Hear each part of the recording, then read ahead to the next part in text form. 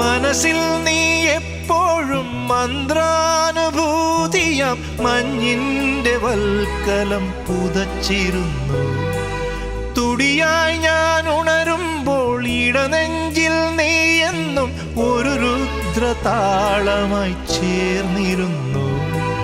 താണ്ഡവമാടും മനസ്സിലെ ഇരുളിൽ ഓർമ്മകളെഴുതും തരള നിലാവേ, വിട പറയും പ്രിയ സഖിയുടെ മൗന നൊമ്പരങ്ങൾ അറിയൂ.